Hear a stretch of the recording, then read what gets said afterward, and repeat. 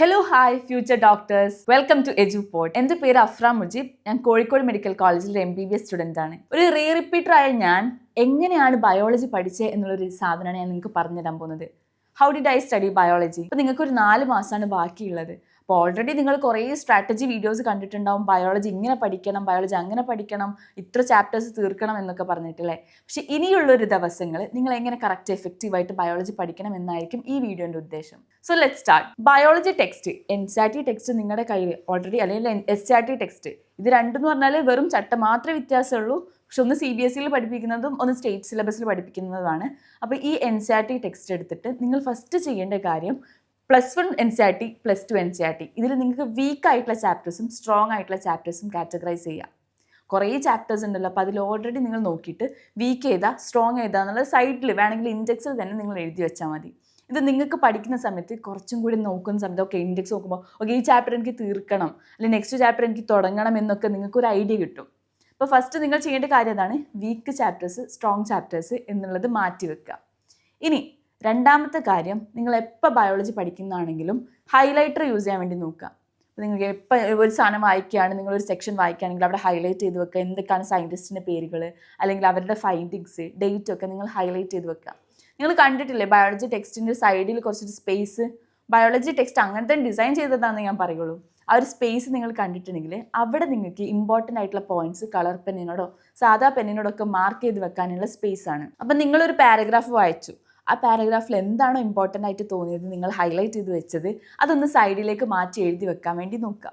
ഇനിയിപ്പം sticky note use ചെയ്യുന്ന കുട്ടികളാണെങ്കിൽ സ്റ്റിക്കി നോട്ട് ഒട്ടിച്ചിട്ട് വേണമെങ്കിലും നിങ്ങൾക്കത് യൂസ് ചെയ്യാൻ പറ്റും. സ്റ്റിക്കി നോട്ട്സ് എന്ത് ചെയ്യുക, ഓരോ പേജിൻ്റെയും സൈഡിൽ ഒട്ടിച്ച് വെച്ചിട്ട് അവിടെ ആ പേജിൽ എന്താണോ ഇമ്പോർട്ടൻ്റ് ആയിട്ടുള്ളത് അത് ആ പേജിൽ ഇങ്ങനെ നോട്ട് ചെയ്ത് വെക്കുക. ആ സ്റ്റിക്കി നോട്ട് നോട്ട് ചെയ്ത് വെക്കുക.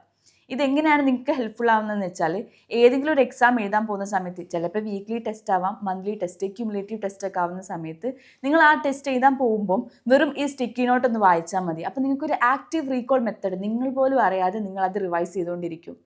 എല്ലായ്പ്പോഴും ഇപ്പം ഒരു എക്സാം എഴുതാൻ പോകുന്ന ക്യുമുലേറ്റീവ് എക്സാം എഴുതാൻ പോകുന്ന സമയത്ത് നിങ്ങൾക്കൊരു 6 ചാപ്റ്റേഴ്സ് ഉണ്ടാകാൻ മതി ബയോളജി അല്ലേ. അപ്പോൾ ഈ 6 ചാപ്റ്റേഴ്സും ഫസ്റ്റ് മുതലേ വായിച്ച് പോകാനുള്ള ടൈം നിങ്ങൾക്ക് ഉണ്ടായിന്ന് വരില്ല.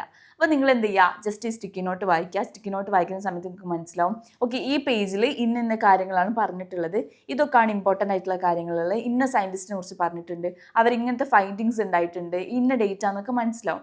അപ്പോൾ നിങ്ങൾ തന്നെ അറിയാതെ നിങ്ങൾ തന്നെ റിവൈസ് ചെയ്തുകൊണ്ടിരിക്കും. ആ ഒരു മെത്തേഡിൽ നമുക്ക് ബയോളജി പഠിക്കാൻ പറ്റുള്ളൂ. പിന്നെ എല്ലായ്പ്പോഴും ആലോചിക്കണം, ബയോളജി ഒരു ദിവസം പോലും നിങ്ങൾ വായിച്ചിട്ടില്ലെങ്കിൽ, ഇപ്പോൾ നിങ്ങളൊരു ദിവസം സ്കിപ്പ് ചെയ്തു ബയോളജി, അങ്ങനെയാണെങ്കിൽ നെക്സ്റ്റ് ഡേ നിങ്ങൾ എക്സാം എഴുതാൻ പോകുന്ന സമയത്ത് ഒരു ക്വസ്റ്റ്യൻ കണ്ടു, 4 സ്റ്റേറ്റ്മെൻറ്റ് കണ്ടു, നിങ്ങൾ കൺഫ്യൂസ്ഡ് ആവും, നിങ്ങൾക്ക് ഓർമ്മയുണ്ടാവില്ല. ഫിസിക്സ് കെമിസ്ട്രി ആവുന്ന സമയത്ത് നമുക്ക് കോൺസെപ്റ്റ് അറിയാം, ഇക്വേഷൻ അറിയാമെങ്കിൽ നമ്മൾ എങ്ങനെയെങ്കിലുമൊക്കെ ആൻസറിലേക്ക് എത്തുമല്ലേ.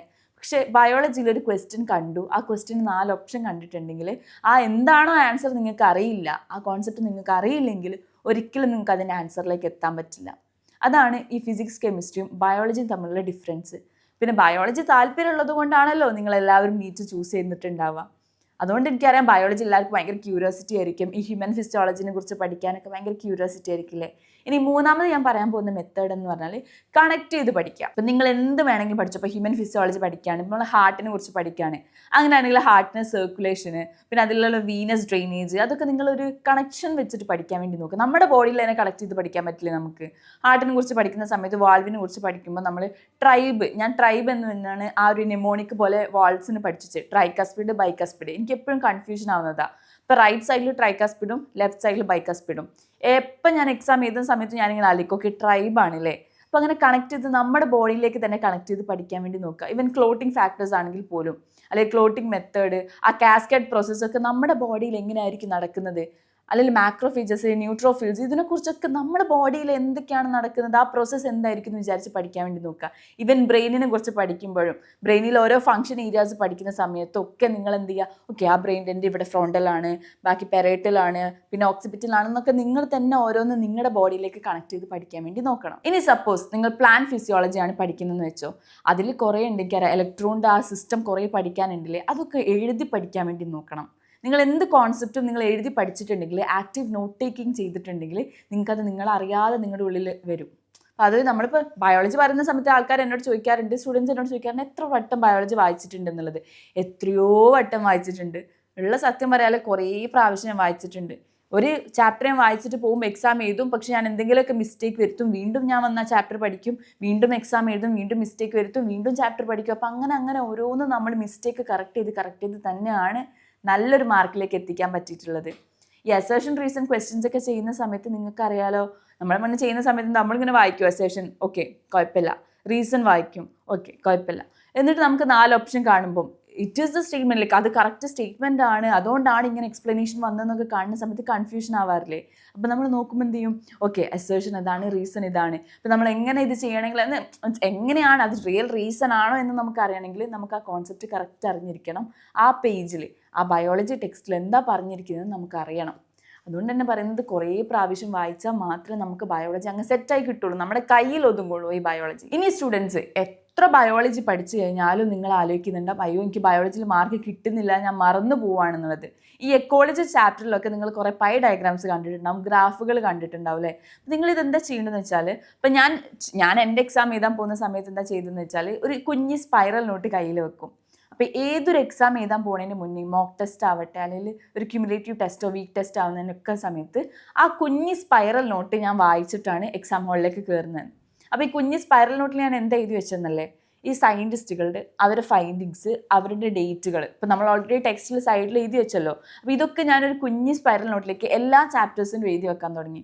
എവല്യൂഷനിലാണെങ്കിൽ എവല്യൂഷനിൽ മെയിൻ ആയിട്ടുള്ള ഡേറ്റുകളൊക്കെ എഴുതി വെക്കാൻ തുടങ്ങി, എത്ര ഇയർ മുന്നേ ആണെന്നുള്ളതൊക്കെ എഴുതി വെക്കാൻ തുടങ്ങി. എക്കോളജിയിലാണെങ്കിൽ കുറേ കുഞ്ഞ് ഡിസ്ട്രിബ്യൂഷൻ സാധനങ്ങളൊക്കെ അല്ലേ, അപ്പോൾ അതൊക്കെ ഞാൻ എഴുതി വെച്ചു. എന്നിട്ട് എക്സാമിന് കയറുന്നതിന് മുന്നേ ഞാൻ ഇതൊന്നും എടുത്ത് വായിക്കും. ഓക്കെ ഈ സെറ്റാണ്, ഓക്കെ ഈ നമ്പർ സെറ്റാണ്, ഓക്കെ ഈ സയൻറ്റിസ്റ്റാണ്, ഈ ഫൈൻഡിങ് ആണെന്ന് എനിക്ക് മനസ്സിലാവും. അങ്ങനെ എക്സാമിന് എഴുതുന്ന സമയത്തും 4 ഓപ്ഷൻ കണ്ടു കഴിഞ്ഞാൽ എനിക്ക് ഈസി ആയിട്ട് ഇടാൻ പറ്റും. അപ്പോൾ ആ ഒരു കുഞ്ഞ് സ്പൈറൽ നോട്ട് നിങ്ങൾ ഇതുവരെ ഉണ്ടാക്കിയിട്ടില്ലെങ്കിൽ, കുറേ കുട്ടികളൊക്കെ ഇത് എവിടെയെങ്കിലുമൊക്കെ വീഡിയോസ് കണ്ട് ഉണ്ടാക്കിയിട്ടുണ്ടാവും. അപ്പോൾ നിങ്ങൾ ആരെങ്കിലുമൊക്കെ ഉണ്ടാക്കിയിട്ടില്ലെങ്കിൽ യു ഷുഡ് ഡു ഇറ്റ്.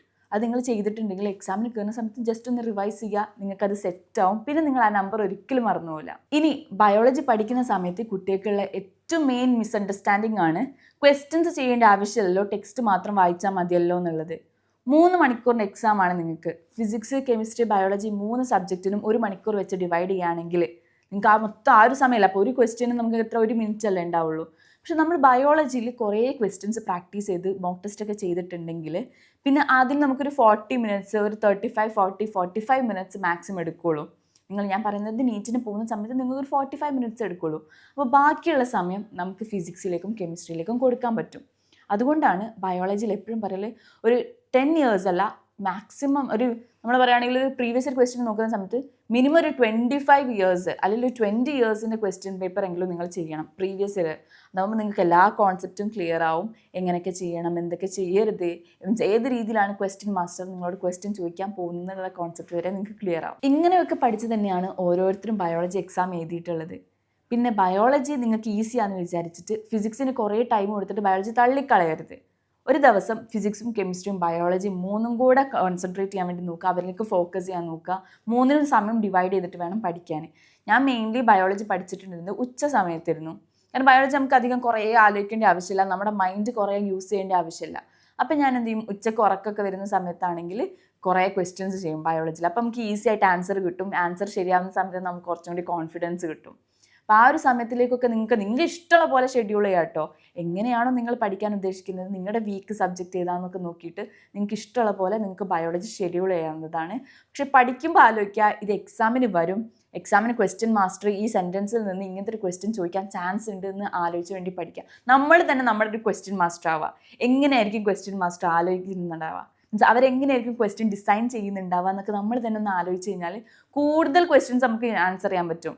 നിങ്ങൾ ക്വസ്റ്റ്യൻ പേപ്പർ വായിക്കുന്ന സമയത്ത് ഓക്കെ ഇത് ആ സെൻറ്റൻസിൽ നിന്നാണ് വന്നത്, ഇത് ആ കോൺസെപ്റ്റിൽ നിന്നാണ് വന്നത് എന്ന് തന്നെ നിങ്ങൾക്ക് മനസ്സിലാവും. അങ്ങനത്തെ ഒരു രീതിയിലേക്ക് നിങ്ങൾ തന്നെ നീറ്റിനൊരു ക്വസ്റ്റ്യൻ മാസ്റ്റർ ആവണം, എന്നാലേ നമുക്ക് നല്ലൊരു മാർക്ക് വാങ്ങിക്കാൻ പറ്റുള്ളൂ. അപ്പം ആലോചിക്കുക, ബയോളജി ഈസിയാണെന്ന് വെച്ചിട്ട് ഒരിക്കലും തള്ളിക്കളയരുത്. ലാസ്റ്റ് മിനിറ്റ് വരെ, ഒരു അവസാനത്തെ മാസം പോലും നിങ്ങൾ ഡെയിലി ബയോളജി വായിച്ചിരിക്കണം. പിന്നെ ഞാൻ പറഞ്ഞ പോലെ ഫസ്റ്റ് മുതൽ വായിക്കണം എന്നൊന്നുമില്ല, ചാപ്റ്ററിന് ഫസ്റ്റ് മുതലേ നിങ്ങൾ ഫസ്റ്റ് സെൻറ്റൻസ് മുതൽ വായിച്ച് പോകേണ്ട ആവശ്യമൊന്നുമില്ല. പക്ഷെ ആ ഒരു active recall method, short notes എഴുതിയിട്ടോ അല്ലെങ്കിൽ സ്റ്റിക്കി നോട്ട് ഒട്ടിച്ചിട്ട് അതിലുള്ള ഷോർട്ട് ആയിട്ടുള്ള നിങ്ങൾ കൊടുത്ത പോയിൻറ്റ്സിൻ്റെ ഒരു കോൺസെപ്റ്റ് എന്താണെന്ന് നിങ്ങൾ തന്നെ ആലോചിക്കുക. അപ്പോൾ നിങ്ങൾക്ക് തന്നെ ഈസി ആയിട്ട് ചെയ്യാൻ പറ്റും. കണക്ട് ചെയ്ത് പഠിക്കണം, ആക്റ്റീവ് റീകോള്. ചിലപ്പോൾ നിങ്ങൾ പഠിക്കുന്ന സമയത്ത് ഒരു ആക്റ്റീവ് നോട്ട് ടേക്കിങ് വേണ്ടി വരും. മെയിൻ പോയിന്റ്സ് എല്ലാം ഹൈലൈറ്റ് ചെയ്യുക, കുറേ ക്വസ്റ്റ്യൻസ് വർക്കൗട്ട് ചെയ്യുക. ഇങ്ങനെ തന്നെയാണെങ്കിൽ നിങ്ങൾക്ക് ബയോളജിയിൽ അടിപൊളി മാർക്ക് വാങ്ങാൻ പറ്റും. അപ്പം ഓൾ ദി ബെസ്റ്റ്. ഈ വീഡിയോ നിങ്ങൾക്ക് യൂസ്ഫുൾ ആയിരിക്കും എന്ന് വിചാരിക്കുന്നു. Okay, thank you.